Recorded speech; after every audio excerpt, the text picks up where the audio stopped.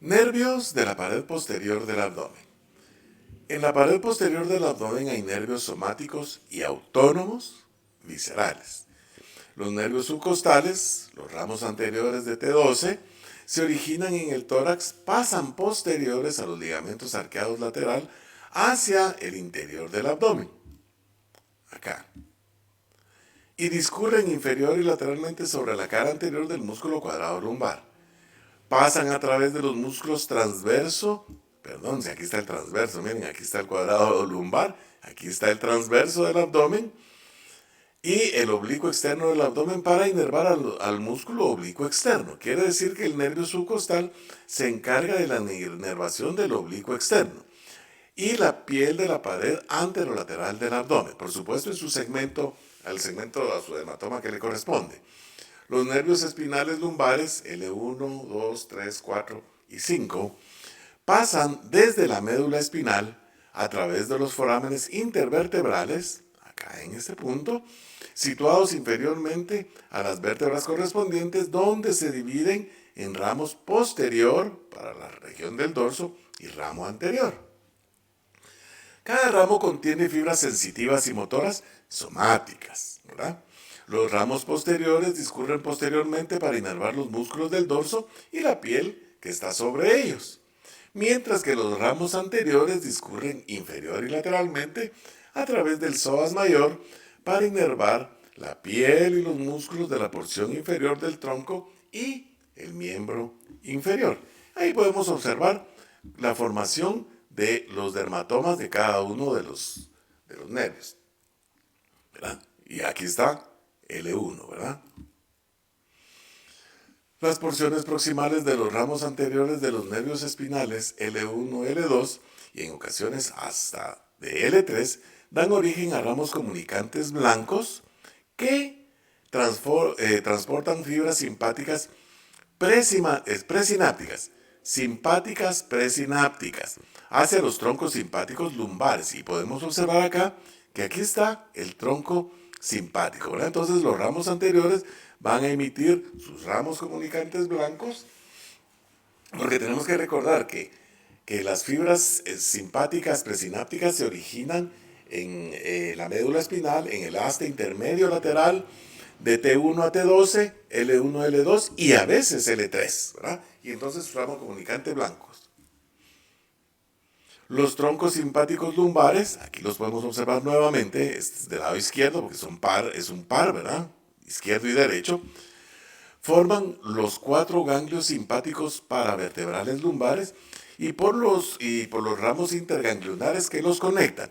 Quiere decir que tenemos 4 ganglios lumbares simpáticos y las fibras interganglionares, ganglio e interganglionario. Podríamos decir entonces que el tronco simpático está formado por ganglios y por sus ramos interganglionares, la conformación, sus partes.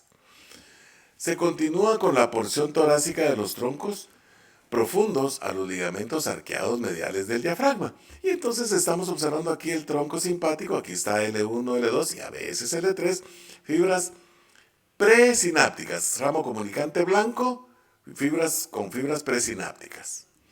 Los troncos lumbares descienden sobre las caras anterolaterales de los cuerpos de las vértebras lumbares en un surco formado por el psoas mayor adyacente. En este punto, entonces, atrás se forma un surco donde va a ir el plexo, los troncos lumbares, ¿verdad? Los troncos lumbares del plexo. Inferiormente cruzan el promontorio del sacro. Acá, cruzan el promontorio del sacro y continúan caudalmente hacia el interior de la pelvis como porción sacra de los troncos. Para inervar la pared abdominal y los miembros inferiores, se establecen sinapsis entre las fibras presinápticas y postsinápticas en los ganglios simpáticos de los troncos simpáticos. Y ahí nos está dando, ¿verdad? Para inervar la pared abdominal y los nervios inferiores, está hablando del plexo lumbar, no está hablando ya del tronco simpático. Se establecen sinapsis entre las fibras presinápticas y postsinápticas en los ganglios. Ahora sí ya dijo los ganglios. Estas fibras tienen que regresar por un ramo comunicante gris y entonces lleva lo simpático hacia los miembros inferiores y hacia la piel. ¿Por qué lo simpático? Acuérdense ustedes que lo simpático tiene tres funciones básicas: vasomotriz, pilomotriz y sudoromotriz, ¿verdad? Y eso es lo simpático. Y además el plexo lumbar, ya nos dijo al principio, sensitivo motor, la sensibilidad somática y la motricidad de los miembros inferiores, los músculos del muslo, principalmente del muslo, ¿verdad? Porque el nervio femoral es parte del plexo lumbar.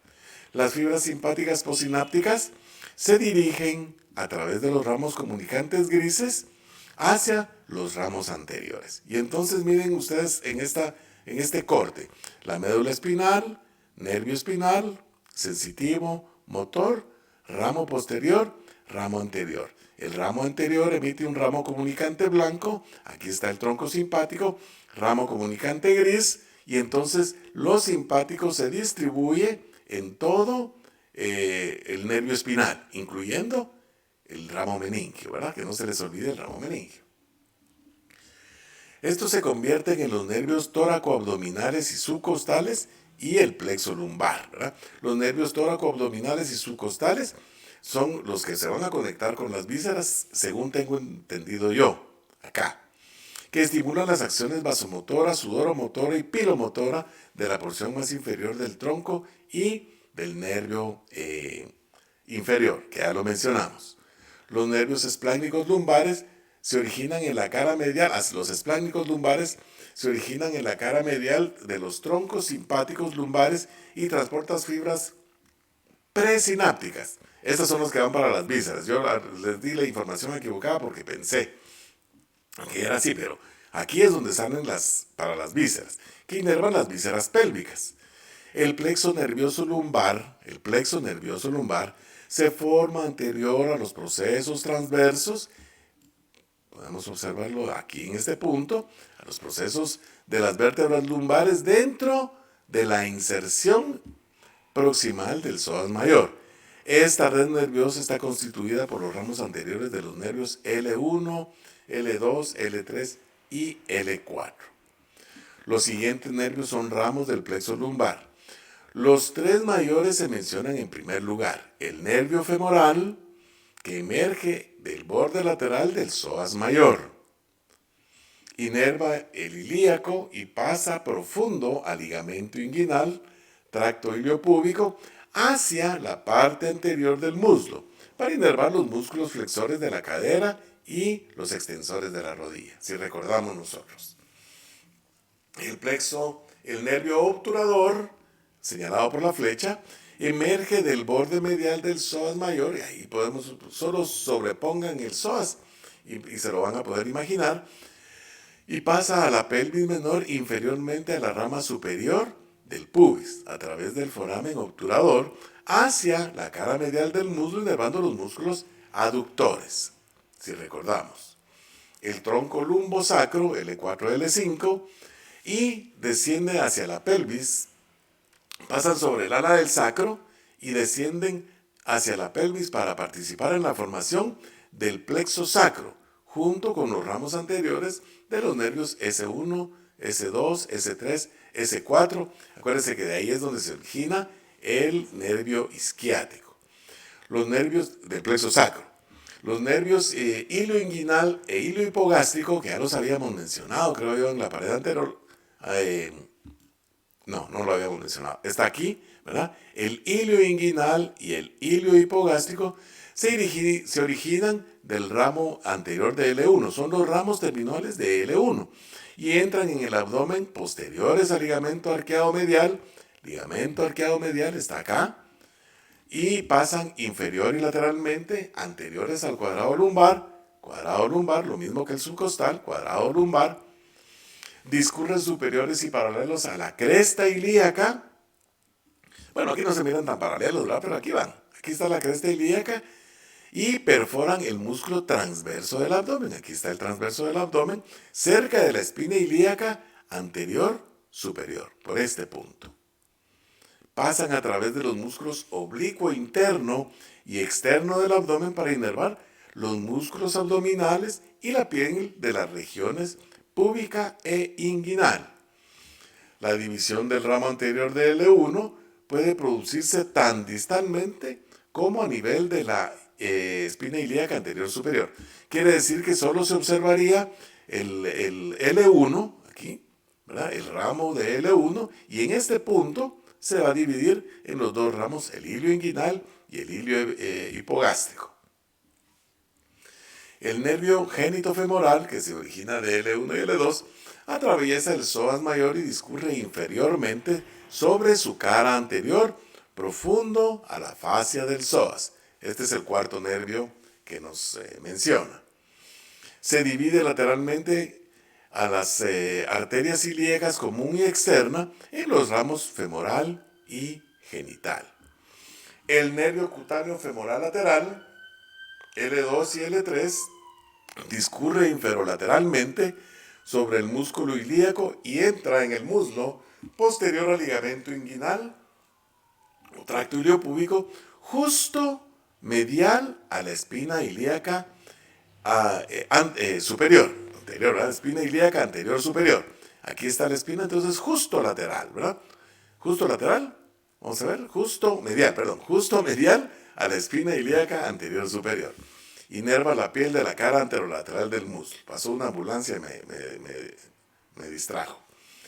Casi en el 20% de los casos hay un nervio obturador accesorio que discurre paralelo al borde medial del psoas anterior al nervio obturador, cruzando superior a la rama superior del pubis en íntima relación con la vena femoral. Aquí no podemos observar la vena femoral, ¿verdad? Pero podemos observar el nervio. Ahí va, no sé si es patrulla o ambulancia. Aunque los ramos mayores del plexo lumbar, el femoral, el obturador y el tronco lumbosacro, esos son los mayores, son constantes en su localización, cabe esperar variaciones en la de sus ramos más pequeños. ¿Cuáles son los ramos mayores del plexo lumbar?